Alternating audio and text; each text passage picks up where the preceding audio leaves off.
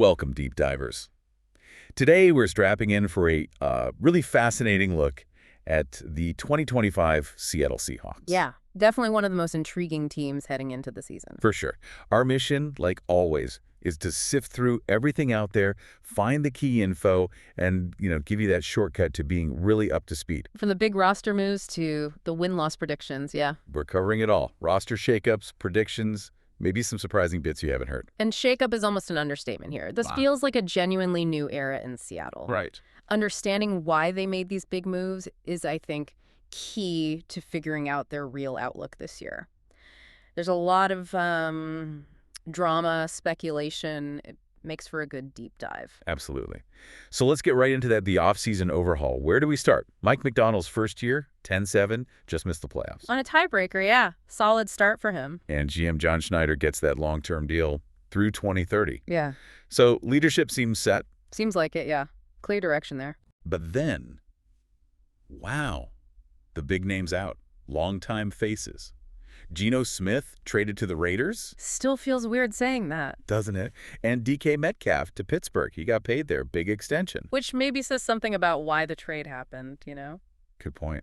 And Tyler Lockett gone, too. I mean, that's just a massive change to the offense. Left some big holes. Huge holes. But then you look at who they brought in. That's where it gets really interesting, maybe a bit confusing. Okay, yeah, let's talk about the arrivals. Sam Darnold. Right, signed for $100 million. That number jumps out. It really does. Especially after what sources called a stellar 2024 Pro Bowl year in Minnesota. But you have to add the asterisk, right? That rough finish to the season, the playoff loss, it wasn't all smooth. True. And then Cooper Kupp, Super Bowl champ, Oregon guy, comes home. Also for a huge sum, as the reports say. But the injuries, that's the worry. Yeah, missed 18 of 51 games since 2021. That's significant. It really is. And on defense, DeMarcus Lawrence, veteran pass rusher. Another big name. But he missed 13 games last year with a foot injury. He's 33 now. Questions about being past his prime. Exactly. So you see the pattern. Trading stars, then signing these expensive veterans, some with real question marks. It's led to this whole what are they doing debate. Rebuild or win now. Yeah. Or somehow both. It's trying to thread a needle, it seems. Yeah. And there's the new OC, Clint Kubiak. 5th team in 5 years for him. He was with Darnold in San Francisco back in 23 when Darnold was the backup. Okay, so there's some history there. A little bit. But yeah, the whole offseason picture feels, well, confusing is the word a lot of people are using. And I heard talk about a locker room reset being part of this strategy too, beyond just the players coming and going. Yeah, that seems intentional. Our sources mention Metcalf's past trade requests, maybe some unhappiness there. Okay. So this might be about fostering a more, let's say, team-first culture, getting everyone pulling in the same direction. It suggests maybe the front office felt a change in dynamic was needed. Interesting. A calculated risk then. Culture and cost. So let's focus on that offense, the QB spot. Is Darnold's 2024 a fluke? That's the multi-million-dollar question, isn't it? Right. Given his, let's be honest, pretty mediocre play before Minnesota, how much was Kevin O'Connell's system? How much was Justin Jefferson? He won't have either in Seattle. The spotlight is going to be intense. Can he do it again? We'll see. And who's behind him? Drew Lock is the backup. Veteran guy, yeah. Known quantity. And the rookie, Jalen Milroe, 3rd rounder from Alabama. Sounds like an athlete. Oh, yeah. Eye-popping athleticism is the phrase used. Definitely an intriguing long-term prospect. Could he see the field this year? Even at, special packages? It's definitely possible. Sources suggest maybe a handful of snaps a game using that running ability. Adds a different dimension, It'd be fun. Okay, receivers. No Metcalf, no Lockett. Who steps up? Jackson Smith and Jigba. He has to, right? He's coming off a really strong year, 100 catches, over 1,100 yards, 6 TDs. That was WR15 numbers. Yeah, so expect him to be schemed for even more. Think Deebo Samuel type usage, maybe. He's the clear number 1 now. And Kupp, assuming he stays healthy. That's the huge assumption. He hasn't hit 850 yards since that amazing 2021 season because of injuries. It's a gamble, a big one. What about the other guys? Marquez Valdez-Scantling? MVS, yeah, legitimate deep threat, speed to burn. But can he produce consistently without Patrick Mahomes throwing him the ball? That's the question. Fair point. And tight end, Noah Fant is out. Yeah, released. Production didn't match the salary, basically, so they're turning to a rookie. Elijah Arroyo, 2nd rounder from Miami. Exactly. Expected to be the number 1 guy right away. Scouts love his skill set. Could be a critical fantasy asset if things click. High hopes for a rookie TE. Anyone else there? Another rookie, Robbie Outs from Alabama, but he's seen more as a pure blocking type. And a couple of late-round rookie receivers, Torrey Horton and Ricky White. Names to maybe watch down the line, but probably not immediate impact guys. Got it. So, plenty of new faces, some potential, Yeah. but it all comes back to protection, doesn't it? Always does. And the sources seem pretty unanimous. The offensive line is a major issue. Maybe the biggest question mark. Yeah. Especially inside. Yeah, the rough interior blocking is a recurring theme. It's definitely a worry. So what's the situation there? Who are the key players or problem areas? Well, they spent a first-rounder on Gray Zabel from North Dakota State. He's expected to start at left guard. High hopes for him, very versatile, a grade projection, can play anywhere up front, apparently. Okay, that's promising. But the rest? Less so. Center Oluwatimi, sources say he isn't very good. And right guard Christian Haynes was even worse last year. Those spots are definitely up for grabs in camp. Oof. What about tackles? Left tackle Charles Cross is solid. The anchor, a stellar pass protector. That's huge for Darnold's blindside. Okay, good. But right tackle Abraham Lucas, health is the massive issue. Played only 13 of 34 games the last 2 years. Severe issues remaining healthy. Wow, that's not reliable. Not at all. So there are big camp battles ongoing for right guard, Anthony Bradford, Haynes, Satawa Lomea, Bryce Cabaldu are all in the mix. And at center, Oluwatimi versus Jalen Sundell. So, bottom line, Darnold needs time, and it's not clear he's going to get it consistently. That sums it up pretty well. Yeah. On the positive side, the running backs are a strength. Kenneth Walker and Zach Charbonnet. Yeah, Walker's dynamic, electric, but also injury-prone. His yards per carry dropped quite a bit last year, from 4.6 down to 3.7. Interesting. And Charbonnet is reliable, called one of the best-known two runners in the NFL. So that 1-2 punch is good. They might need to lean on the run game quite a bit. Makes sense if the line is shaky. Okay, let's flip to the defense. Sounds like this side of the ball is in much better shape. Yeah, definitely the perceived strength. Pretty much settled is how it's described. And Mike McDonald gets a lot of credit here, right? Taking them from 30th in yards allowed in 23, way up to 14th last year, Right. and 9th in points allowed. Huge jump. Really impressive impact in year one. His system clearly works. So what makes it tick? Let's start with the D-line. Okay, Leonard Williams was really productive last season. 11 sacks, 12 run stuffs. Just solid all around. Nice. Derek Hall led the edge guys with 8 sacks. Boy Maffei chipped in 6. And now they add DeMarcus Lawrence to that rotation. Even with the age and injury questions we mentioned. Yeah. Adds veteran presence, pass rush know-how. If he's healthy, he helps. Jaron Reed is back after a strong year, and Byron Murphy II, last year's first-rounder, has loads of potential. Down deep. It is. And they got pressure last year, 37.9% pressure rate, 3rd in the league. 45 sacks, 8th best.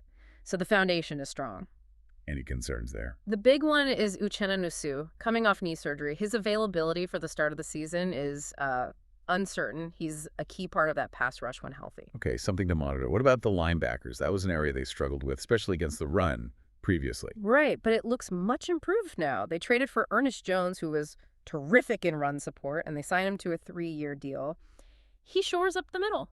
Good move. And Tyrese Knight, last year's 4th-round pick, really established himself. He played well enough to lock down a starting job alongside Jones.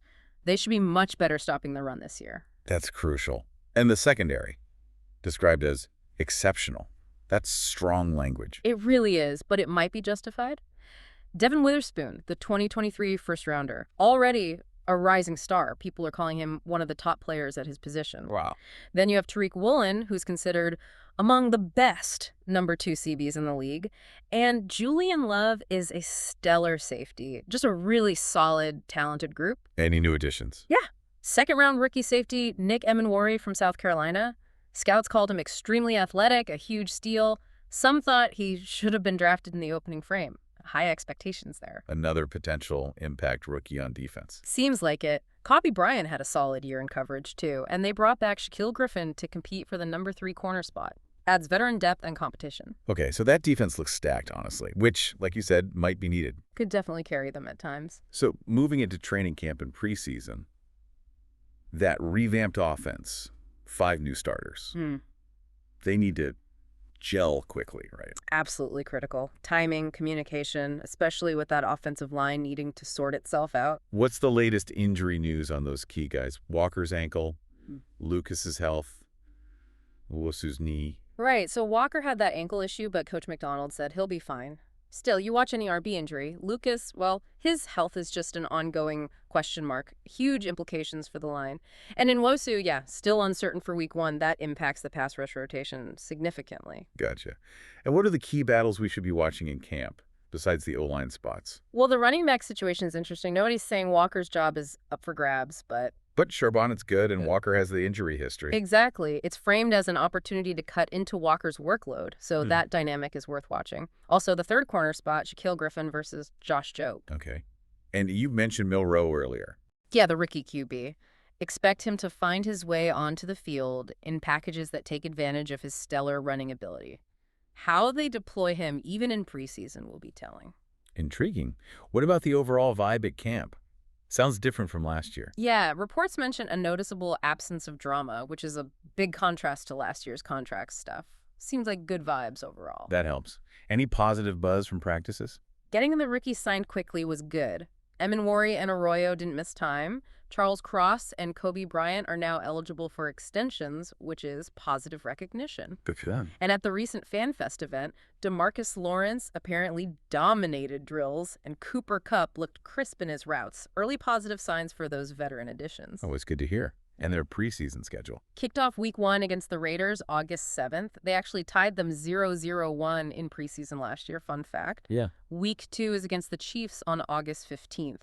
The general NFL preseason started back on July 31st.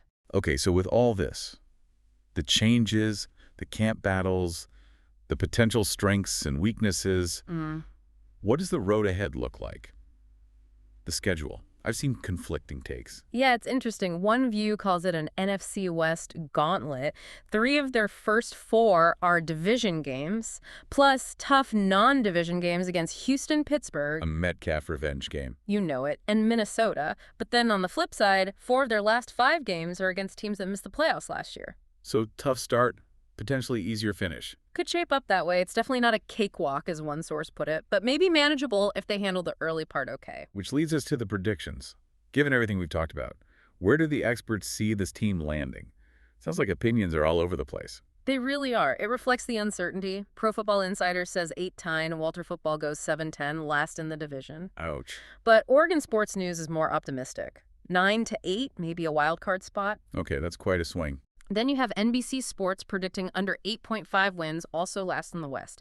CBS Sports agrees, under 8.5 wins, and they threw in a prop bet. Darnold under 21.5 passing TDs. Directly targeting that QB question. Yep. And OUAT Sports kind of splits the difference, sees them as an 8-9 or 9-8 team. So hovering right around .500 seems to be the general consensus range, but with outliers on both sides. And Super Bowl odds, playoff chances. Super Bowl LX odds are long, plus 6,000 to plus 7,000 range. Playoff odds, making it is around plus 165 to plus 194. Missing it is favored, -200 to -245. So Vegas isn't betting heavily on them making noise. Makes sense. And hey, for anyone tracking schedules, especially now with that Steelers matchup being extra interesting, sportsbrackets.net is a great resource. Good shout out. Yeah, they've got full schedules, including the Steelers one from preseason all the way through the 2026 playoffs, and Super Bowl LX, which, by the way, is February 8th, 2026, down at Levi Stadium. Good info for the planners out there. Right. So wrapping this all up, what's the big takeaway, the final thought for listeners to chew on? I think it boils down to this. You've got this massive roster turnover, this sort of confusing offseason strategy, and these really varied predictions. Can Mike McDonald's defense, which looked genuinely strong, be enough? Can it lift this team, make them those overachievers in the making, some see? Oh. Or will the offense, specifically Darnold and that O-line, hold them back? Will those question marks prove too big to overcome, even with a seemingly calmer, drama-free camp environment this year?